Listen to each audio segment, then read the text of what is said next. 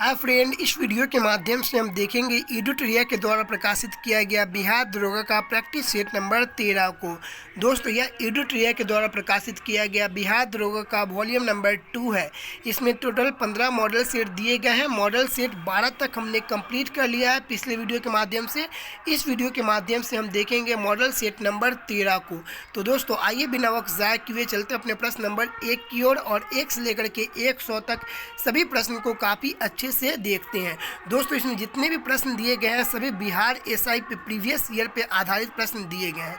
ठीक है, आज का हमारा पहला प्रश्न है कि निम्नलिखित में राज्य के सप्तांक सिद्धांत के अनुसार राज्य का 7वां अंग कौन सा है। तो यहाँ पे हमारा उत्तर हो जाएगा ऑप्शन नंबर ए, मित्र है। ठीक है, आइए हमारा प्रश्न नंबर दूसरा है कि किसने सहिष्णुता, उदारता और करुणा के आधार पर राजधर्म की स्थापना की थी। तो यहाँ पे हमारा उत्तर हो जाएगा ऑप्शन नंबर सी, अशोक ने की थी। ठीक है दोस्तों, आप कमेंट के माध्यम से हमें बताएंगे कि आपने 100 में कितना अंक प्राप्त किया। ठीक है, प्रश्न नंबर 3, निम्नलिखित में कौन सा ग्रंथ 16 महाजनपदों का उल्लेख करता है। तो यहाँ पे हमारा उत्तर होगा ऑप्शन नंबर बी, अंगुत्तर निकाय द्वारा 16 महाजनपदों का उल्लेख किया गया है। ठीक है, प्रश्न नंबर 4, उदाईन वासवदाता की दंत कथा किससे संबंधित है। तो यहाँ पे हमारा उत्तर हो जाएगा ऑप्शन नंबर ए, उज्जैन से संबंधित है। ठीक है, प्रश्न नंबर 5, मंगोल आक्रमणकारी चंगेज खां भारत की उत्तर पश्चिमी सीमा पर निम्नलिखित में किसके समय आया था। तो यहाँ पे हमारा उत्तर हो जाएगा कि मंगोलों का सबसे पहले आक्रमण ऑप्शन नंबर सी, इल्तुतमिश के समय हुआ था। ठीक है, और सर्वाधिक आक्रमण मंगोलों का हुआ था यह अलाउद्दीन खिलजी के समय हुआ था। ठीक है, प्रश्न नंबर 6, गृह कर लगाने वाला दिल्ली सल्तनत का प्रथम सुल्तान कौन था। तो यहाँ पे हमारा उत्तर हो जाएगा कि गृह कर लगाने वाला प्रथम सुल्तान अलाउद्दीन खिलजी होगा। ऑप्शन नंबर बी करेक्ट हो जाएगा। ठीक है, प्रश्न नंबर 7, क्रांतिकारी गतिविधियों के साथ कौन सी पत्रिका जुड़ी हुई नहीं थी। ठीक है, क्रांतिकारी गतिविधियों के साथ कौन सी पत्रिका जुड़ी हुई नहीं थी। तो यहाँ पे हमारा उत्तर होगा option number B, young India. यह क्रांतिकारी पत्रिका से संबंधित नहीं थी। ठीक है, आइए हम प्रश्न नंबर देखते हैं 8 को। प्रश्न नंबर 8, निम्नलिखित युग्मों में कौन सुमिलित नहीं है। निम्नलिखित युग्मों में कौन सुमिलित नहीं है। तो यहाँ पे बक्सर का युद्ध यह 1764 में हुआ था, बिल्कुल सुमिलित है। ईस्ट इंडिया कंपनी का एकाधिकार 1833 ईस्वी में हुआ था, एकदम करेक्ट है। ब्रिटिश नागरिक एवं कंपनियों के लिए भारत में व्यापार खोला जाना 1813 ईस्वी में, ये भी एकदम करेक्ट है। लेकिन सहायक संधि यह 1863 में नहीं हुआ था, बल्कि सहायक संधि हुआ था 1798 ईस्वी में हुआ था। यह किसके द्वारा हुआ था। तो लॉर्ड वेलेस्ली के द्वारा सहायक संधि की गई थी। ठीक है, तो यहाँ पे हमारा उत्तर होगा करेक्ट ऑप्शन नंबर बी। ठीक है, आइए हम देखते हैं प्रश्न नंबर 9 को। विलय का सिद्धांत के तहत निम्नलिखित राज्यों में के विलय पर विचार कर कालानुक्रम व्यवस्थित करें। ठीक है, फिर से हम पढ़ देते हैं प्रश्न को। विलय का सिद्धांत के तहत निम्नलिखित राज्यों के विलय पर विचार कर कालक्रमानुसार व्यवस्थित करें। ठीक है, तो यहाँ पे हमारा सबसे पहले होगा ऑप्शन नंबर ए, सतारा। ठीक है, फिर बगाट, फिर उदयपुर और फिर झांसी। ठीक है, सबसे पहले किसे किया गया था विलय के तहत। तो सबसे पहले सतारा को, फिर बगाट को, फिर उदयपुर को और फिर झांसी को। तो यहाँ पे हमारा उत्तर हो जाएगा ऑप्शन नंबर सी, 1, 3, 4, 2। ठीक है, आइए हम प्रश्न नंबर 10 को देखेंगे। प्रश्न नंबर 10, हो जनजाति विद्रोह कब हुआ था। हो जनजाति विद्रोह कब हुआ था। तो यहाँ पे हमारा उत्तर होगा हो जनजाति विद्रोह ऑप्शन नंबर ए, 1820 ईस्वी में हुआ था। ठीक है, प्रश्न नंबर 11, हंटर कमीशन की रिपोर्ट में किसके विकास पर विशेष जोर दिया गया था। ठीक है, तो यहाँ पे हमारा उत्तर होगा कि हंटर कमीशन की रिपोर्ट में सर्वाधिक जोर प्राथमिक शिक्षा पर दिया गया था। ऑप्शन नंबर बी मेरा करेक्ट होगा। ठीक है, आइए हम प्रश्न नंबर 12 को देखेंगे। प्रश्न नंबर 12, नवबौद्धवाद के प्रतिपादक कौन थे? नवबौद्धवाद के प्रतिपादक कौन थे? तो यहाँ पे हमारा उत्तर हो जाएगा कि भारतीय संविधान के जन्मदाता डॉक्टर भीमराव अंबेडकर जी थे। ऑप्शन नंबर ए हो जाएगा। ठीक है। प्रश्न नंबर 13, भारतीय राष्ट्रीय कांग्रेस द्वारा असहयोग आंदोलन कब प्रकाशित किया गया था? ठीक है, भारतीय राष्ट्रीय कांग्रेस द्वारा असहयोग आंदोलन कब शुरू किया गया था? तो भारतीय राष्ट्रीय कांग्रेस द्वारा असहयोग आंदोलन सन 1920 ईस्वी में शुरू किया गया था। ठीक है, और इसे वापस कब लिया गया था? तो फरवरी 1922 ईस्वी में असहयोग आंदोलन को महात्मा गांधी द्वारा वापस लिया गया था। क्यों लिया गया था? तो चौरी चौरा कांड के कारण। ठीक है। प्रश्न नंबर 14, ठीक है, नाउ और नेवर पैम्पलेट किसने लिखा था? नाउ और नेवर पैम्पलेट किसके द्वारा लिखा गया था?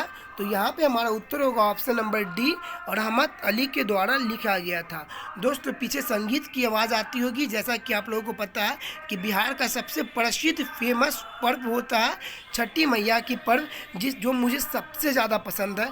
ठीक है, वैसे मैं मुसलमान हूँ लेकिन मैं ये सब नहीं मानता हूँ। मुझे सबसे बेस्ट त्यौहार लगता है तो छठी मैया का छठ पर्व सबसे ज़्यादा बेस्ट लगता है। ठीक है, चलिए प्रश्न नंबर मेरा 15, आप लोगों को छठी मैया पर्व की हार्दिक शुभकामनाएं। ठीक है। प्रश्न नंबर 15, निम्नलिखित घटनाओं को कालक्रमानुसार व्यवस्थित कीजिए। ठीक है, तो ये हम यहाँ पे इसे कालक्रमानुसार व्यवस्थित करते हैं। ठीक है, लखनऊ समझौता, चंपारण सत्याग्रह, खिलाफत आंदोलन और जलियांवाला बाग हत्याकांड। आइए इस सभी को हम देखते हैं। लखनऊ समझौता ये सन 1916 में हुआ था। लखनऊ समझौता 1916 में हुआ था। चंपारण सत्याग्रह 17 में हुआ था। ठीक है, 1917 में हुआ था चंपारण आंदोलन। खिलाफत आंदोलन यह हुआ था आपको अक्टूबर 1919 में। कब हुआ था? अक्टूबर 1919 में। और वहीं हम बात करें जलियांवाला बाग हत्याकांड, तो जलियांवाला बाग हत्याकांड हुआ था आपको अप्रैल 13 अप्रैल 1919 को। ठीक है, तो यहाँ पे सम्मिलित आप कर सकते हैं कि सबसे पहले होगा लखनऊ समझौता। सबसे पहले क्या होगा? तो सबसे पहले होगा लखनऊ समझौता, उसके बाद होगा आपको चंपारण आंदोलन, फिर होगा जलियांवाला बाग हत्याकांड और फिर होगा खिलाफत आंदोलन। ठीक है, तो 1 2 4 3। ठीक है, कौन सा ऑप्शन होगा? तो आइए हम यहाँ पे देख लेते हैं कि 1 2 4 3 ऑप्शन नंबर 1 करेक्ट होगा। ठीक है, आइए हम प्रश्न नंबर 16 को देखते हैं। दोस्तों मैं यहाँ पे पेन का यूज बहुत कम करता हूँ क्योंकि मैं पेन का यूज हाल ही में सीखा हूँ करना, फिर भी मुझे नहीं आती है ढंग से करना, इसलिए मैं लिख नहीं पा रहा हूँ इस पर। ठीक है, कोई दिक्कत नहीं, धीरे धीरे ये प्रैक्टिस बन जाएगा और सही हो जाएगा बिल्कुल। ठीक है, ये मैं नया प्रयास कर रहा हूँ। मैं ये कभी नहीं बनाता था इस टाइप से वीडियो। मैं प्रयास कर रहा हूँ, देखता हूँ कितना सफल होता है। वो भी सफल आप लोग ही बनाएंगे। ठीक है, आइए हम प्रश्न नंबर 16 को देखते हैं। प्रश्न नंबर 16, भारत में न्यायिक पूर्वाविलोकन का आधार है। भारत में न्यायिक पूर्वाविलोकन का आधार है क्या?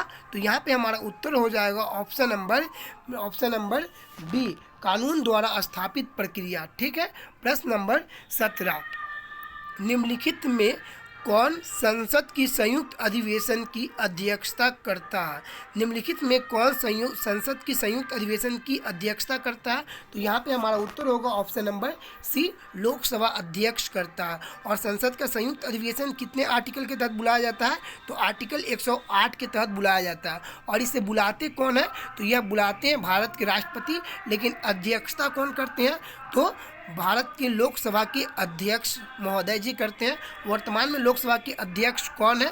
तो ओम बिरला जी हैं। वर्तमान में जो लोकसभा चल रही है वो 17वीं क्रम की लोकसभा चल रही है। ठीक है, आइए प्रश्न नंबर हम 19 को देखते हैं। लेखानुदान बना है। लेखानुदान बना है तो यह क्यों बना हुआ है? प्रश्न number option number C correct होगा, बजट पारित लंबित होने के कारण निधि आवंटन हेतु। ठीक है, प्रश्न नंबर 20 को देखेंगे। प्रश्न नंबर 20, भारत में वरीयता क्रम में निम्नलिखित में कौन सबसे पहले आता है। ठीक है, तो इन सब में सबसे पहले वरीयता क्रम में किनका स्थान आएगा, तो सबसे पहले यूपीएससी के अध्यक्ष का आएगा। ठीक है, यूपीएससी के अध्यक्ष वर्तमान में कौन है, तो मनोज सोनी है। ठीक है, और वही हम ऊपर से अगर क्रम से देखें तो सबसे पहले भारत के प्रेसिडेंट आएंगे, फिर वाइस प्रेसिडेंट आएंगे, फिर प्रधानमंत्री आएंगे और फिर आपको राज्यों के राज्यपाल आएंगे। ठीक है, आइए हम देखते हैं प्रश्न नंबर 21। पंचायती राज संस्थाओं को 29 कार्यों की सूची किस अनुच्छेद के तहत दी गई है। पंचायती राज्य संस्थाओं को 29 कार्यों की सूची किस अनुच्छेद के तहत दी गई है, तो यहाँ पे हमारा उत्तर होगा ऑप्शन नंबर डी, अनुच्छेद 243 जी के तहत दी गई है। जैसा कि आपको पता है कि भारत में पंचायती राज्य का गठन किया गया है। ठीक है, आर्टिकल 40 के तहत। ठीक है, और इसका वर्णन संविधान में कहाँ पे किया गया है, तो भाग 6 में किया गया है। आर्टिकल 243 ए से लेकर के 243 कहाँ तक, तो 243 ए से लेकर के 243 जेड जी तक इसमें नगर पालिका और पंचायत दोनों का गठन किया गया है। ठीक है, तो आइए हम देखते हैं प्रश्न नंबर 22। ब्रिटिश काल में संविधान के विकास में कौन सा कानून ऐतिहासिक नहीं था। ठीक है, ब्रिटिश काल में संविधान के इतिहास में कौन सा कानून ऐतिहासिक नहीं था, तो यहाँ पे ऑप्शन नंबर ए रेगुलेटिंग एक्ट, ये भी ऐतिहासिक था। चार्टर एक्ट, ये भी ऐतिहासिक था। गवर्नमेंट ऑफ इंडिया अधिनियम 1919 ये भी ऐतिहासिक था। लेकिन protection of civil rights act 1955 यह ऐतिहासिक नहीं था। ठीक है, आइए हम प्रश्न नंबर 23 को देखते हैं। प्रश्न नंबर 23 क्या कर रहा है कि CH हनुमंता राव समिति, इसका गठन कब किया गया था, तो CH हनुमंता राव समिति का गठन किया गया था सन 1984 ईस्वी में। ठीक है, GV राव समिति का गठन किया गया था 1985 ईस्वी में। अशोक मेहता समिति, इसका स्थापना किया गया था 1978 ईस्वी में। LM सिंघवी समिति सन 1986 ईस्वी में। बलवंत राय मेहता समिति सन 1957 ईस्वी में।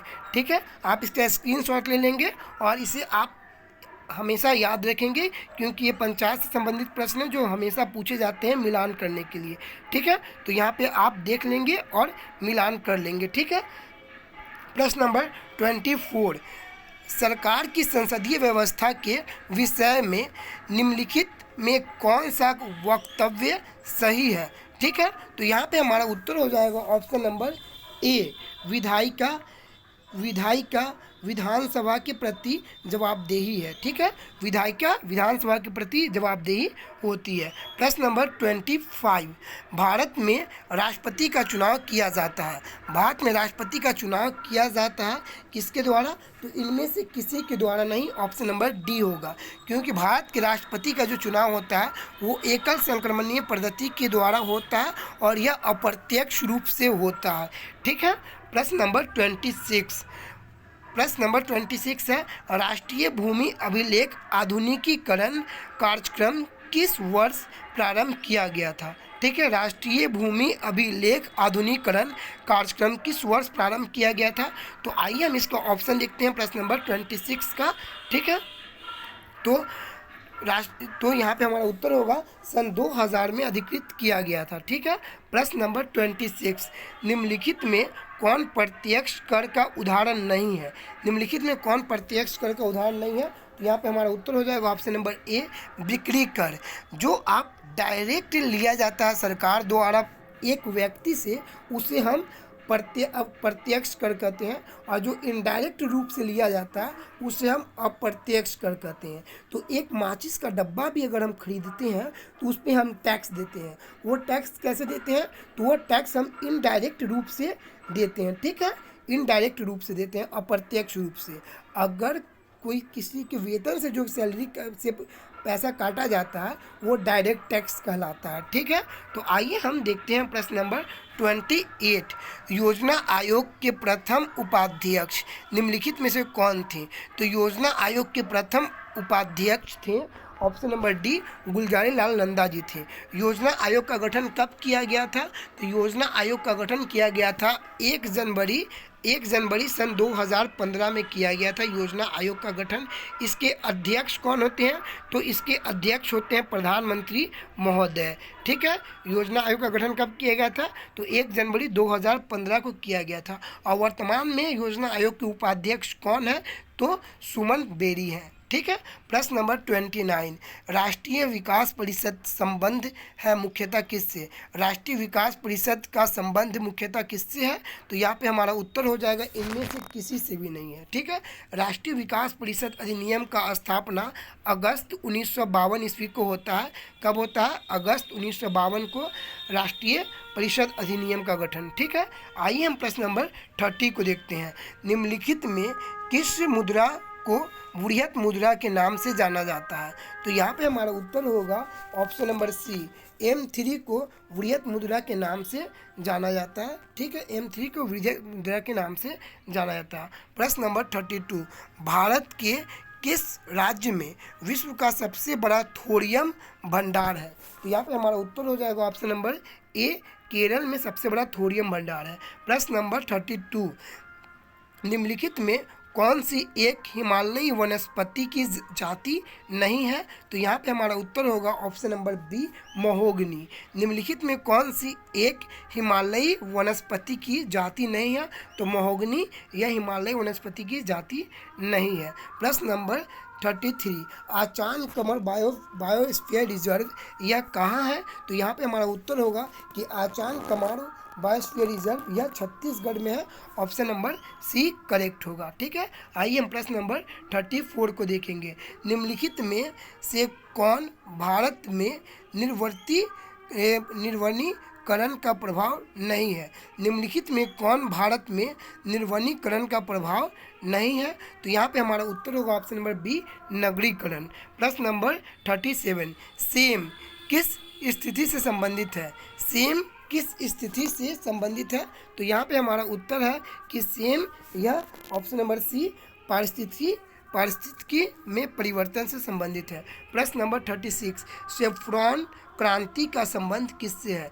तो सेफ्रॉन क्रांति का संबंध केसर से है। ऑप्शन नंबर ए करेक्ट है। प्रश्न नंबर 37, सामाजिक संभावनाओं हेतु कौन सा पुरस्कार दिया जाता है? सामाजिक सद्भाव हेतु कौन सा पुरस्कार दिया जाता है? तो यहाँ पे हमारा उत्तर होगा ऑप्शन नंबर ए, कबीर पुरस्कार दिया जाता है। प्रश्न नंबर 38, अल नीनो के तीव्र होने का परिणाम प्राय होता है क्या? तो यहाँ पे हमारा उत्तर होगा ऑप्शन नंबर डी, मानसूनी पर कोई प्रभाव नहीं पड़ता है। ठीक है, यहाँ पे होगा मानसून पर कोई प्रभाव नहीं पड़ता है। ठीक है, प्रश्न नंबर 39 है, निम्नलिखित में कौन एक बागवानी फसल नहीं है? तो यहाँ पे हमारा उत्तर होगा चावल एक बागवानी फसल नहीं है। प्रश्न नंबर 40, ICAR भारतीय गेहूं और जौ अनुसंधान संस्थान स्थित है, कहाँ स्थित है? तो ऑप्शन नंबर बी, रोहतास में स्थित है। प्रश्न नंबर 41, जब एक ध्वनि तरंग एक माध्यम से दूसरे माध्यम में जाती है तो वह राशि जो अपरिवर्तित होती है वह होती है आवृत्ति। ठीक है, ऑप्शन नंबर ए। प्रश्न नंबर 42, जो एक जैसी बल्ब को किसी प्रकार जोड़ने पर अधिक रोशनी मिलेगी? दो एक जैसी बल्ब को किसी प्रकार जोड़ने पर एक जैसी रोशनी मिलेगी? तो यहाँ पे हमारा उत्तर होगा ऑप्शन नंबर डी, इनमें से कोई नहीं। यहाँ पे हमारा उत्तर होगा ऑप्शन नंबर यहाँ पे ए होगा, एक से अधिक। ठीक है, प्रश्न नंबर 43, ठीक है, एक तार में बहती विद्युत धारा एक विभवांतर प्रत्येक की 2 भुजा बढ़ा दिया जाए तो विद्युत शक्ति क्या होगी? तो विद्युत शक्ति 4 गुना बढ़ जाएगी। ठीक है, प्रश्न नंबर 44, किसका परमाणुीय ईंधन के रूप में प्रयोग नहीं होता है? ठीक है, तो यहाँ पे हमारा उत्तर होगा ऑप्शन नंबर ए, यूरेनियम का।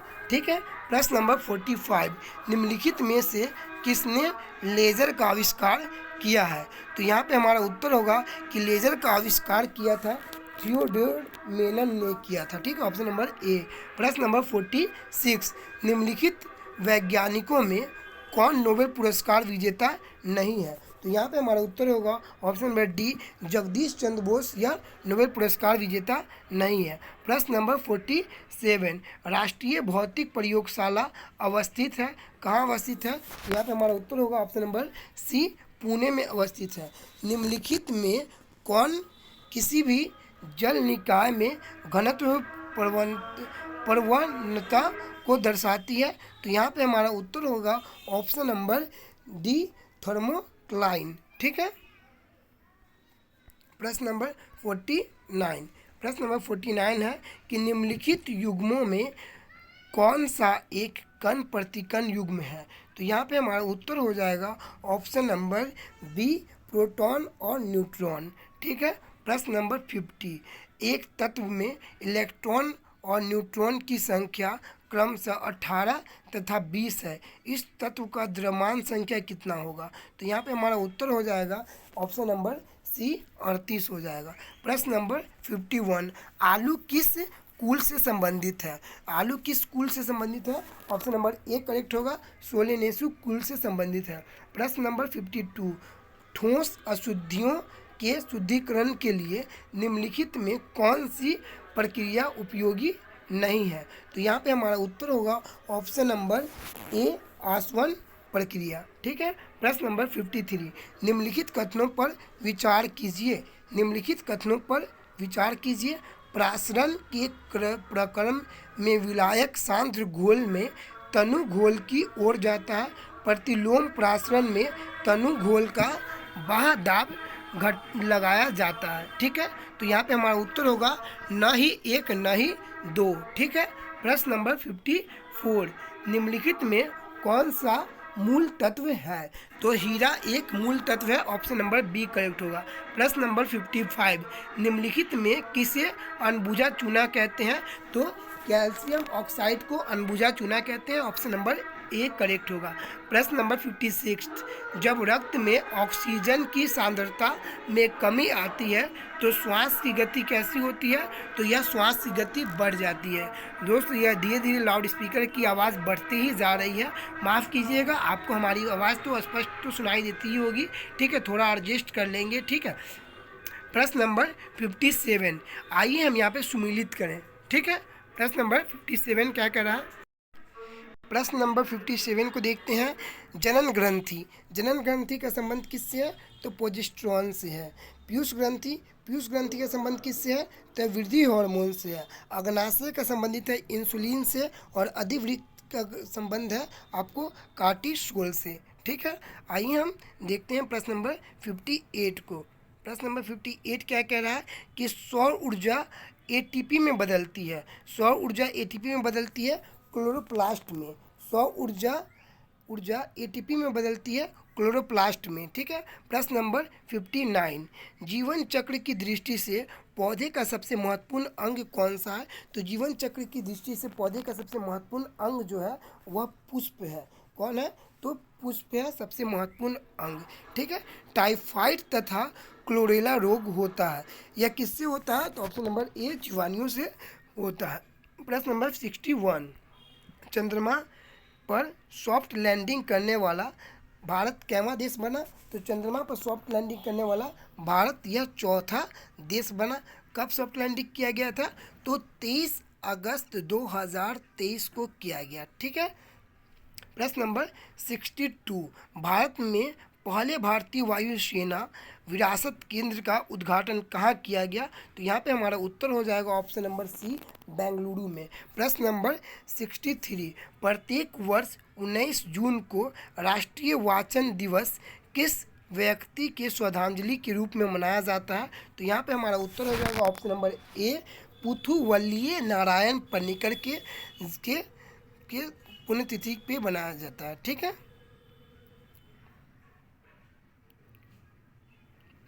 प्रश्न नंबर 64, पुरुष हॉकी विश्व कप 2023 का खिताब किस देश की टीम ने जीता है। ठीक है, पुरुष हॉकी विश्व कप का खिताब 2023 का खिताब किस टीम ने जीता है?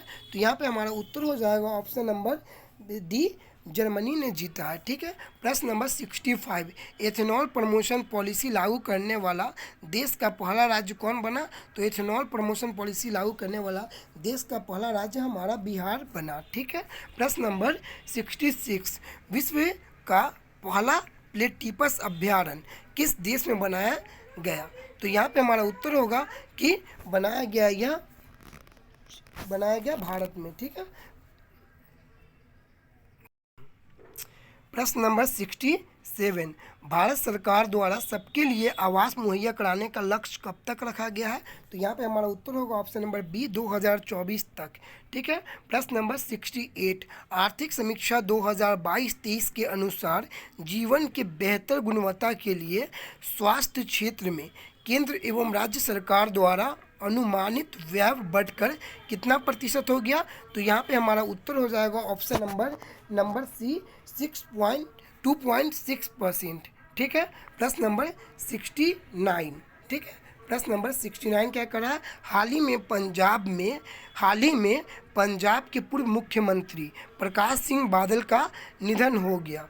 ठीक है, वे किस पार्टी से थे? तो यहाँ पे हमारा उत्तर हो जाएगा option number D, Shiromani Akali Dal से थे। ठीक है, प्रश्न नंबर 70, सूर्य के व्यापक अध्ययन के लिए समर्पित उपग्रह आदित्य L1 इसरो द्वारा कब प्रक्षेपित किया गया था? तो यहाँ पे हमारा उत्तर होगा ऑप्शन नंबर ए, 2 सितंबर 2023 को किया गया था। ठीक है, प्रश्न नंबर 71, सूडान में चल रहे युद्ध ग्रह के कारण वहां फंसे भारतीय नागरिकों को निकालने के लिए भारत सरकार द्वारा कौन सा ऑपरेशन चलाया गया? तो यहाँ पे हमारा उत्तर हो जाएगा भारत सरकार द्वारा चलाया गया ऑपरेशन कावेरी। ठीक है, और तुर्की में चलाया गया ऑपरेशन दोस्त। ठीक है, भूकंप के कारण।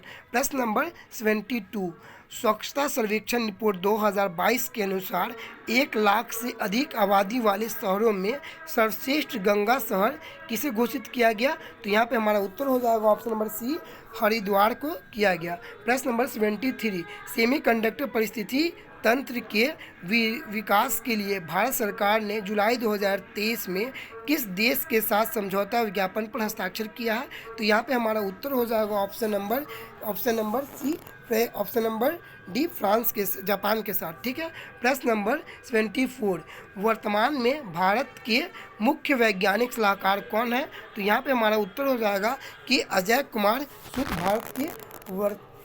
कुमार सूद भारत के वैज्ञानिक सलाहकार हैं। ठीक है, वर्तमान में।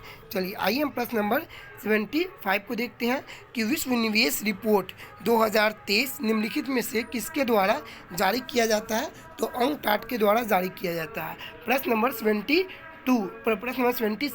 भारतीय वन स्थिति रिपोर्ट 2021 के अनुसार देश में कुल मैंग्रोव वन कितना है? तो यहाँ पे हमारा उत्तर हो जाएगा ऑप्शन नंबर डी, 4992 किलोमीटर। प्रश्न नंबर 77, यूरोपीय संघ ने ग्रीन हाउस गैसों के उत्सर्जन को कम करने के लिए कौन सी योजना चलाई है? तो option number B, fit for 55।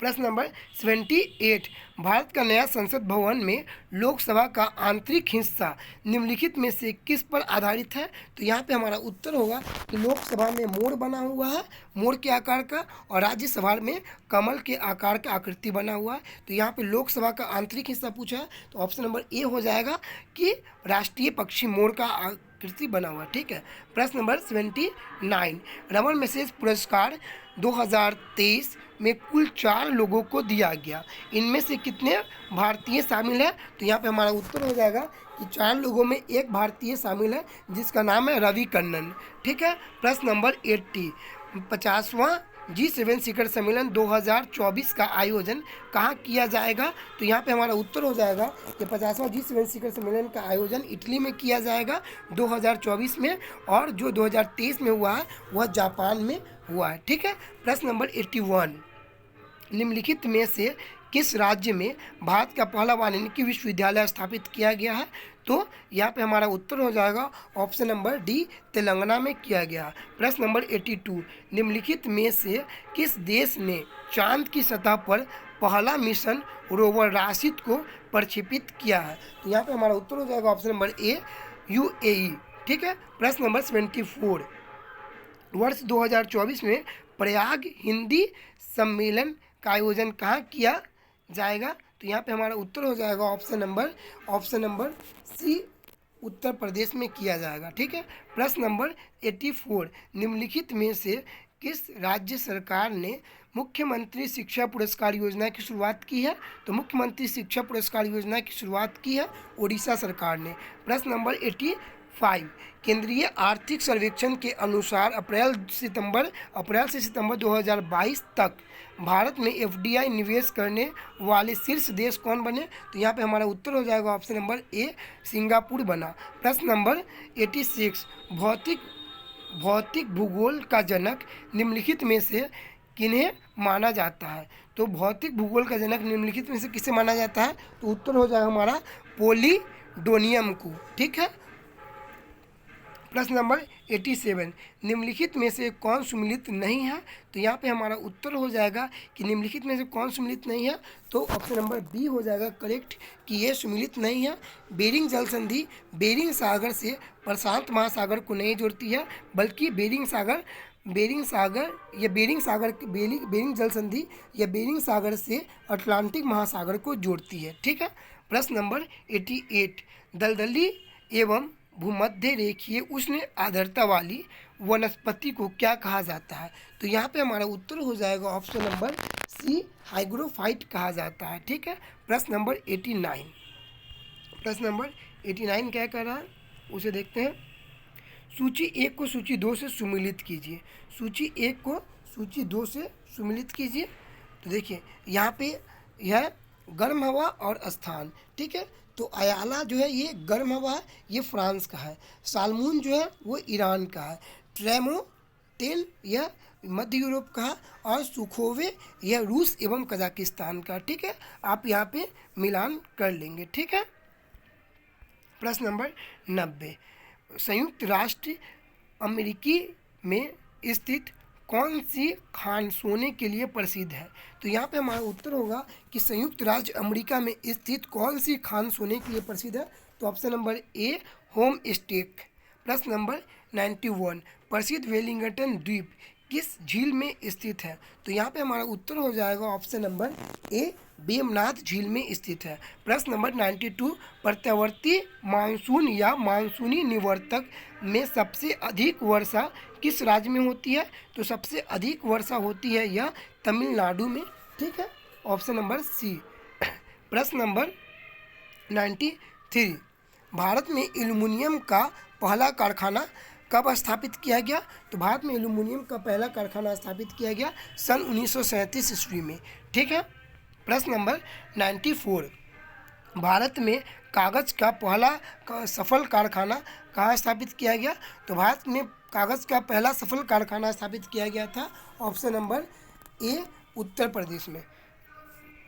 प्रश्न नंबर 95, 2011 के जनगणना के अनुसार निम्नलिखित में से किस राज्य में कोई भी अनुसूचित जाति निवास नहीं करती है? ठीक है। तो यहाँ पे हमारा उत्तर हो जाएगा ऑप्शन नंबर बी, पंजाब और हरियाणा और पंजाब में। ठीक है। तो दोस्तों यहाँ पे हमने 95 प्रश्न को देख लिया है। अब आपको बच गए 5 प्रश्न जो मैथ्स के हैं। यहाँ पे मैं शो ऑफ कर देता हूँ, आप इसे कैलकुलेट कर लीजिएगा और आप बना लेंगे तो आपका 100 प्रश्न यहाँ पे कंप्लीट हो जाएगा। आप हमें बताएंगे कमेंट के माध्यम से कि आपने कितना स्कोर अचीव किया है। ठीक है। तो दोस्तों यदि आपने हमारा पूरा वीडियो देखा है, अगर आपको वीडियो अच्छा लगा हो तो प्लीज़ हमारे वीडियो को लाइक करें, और यदि आपको वीडियो पसंद नहीं आई है तो प्लीज़ आप कमेंट करें और हमें बताएं ताकि हम वीडियो को इम्प्रूव कर सकें। जय हिंद, जय भारत।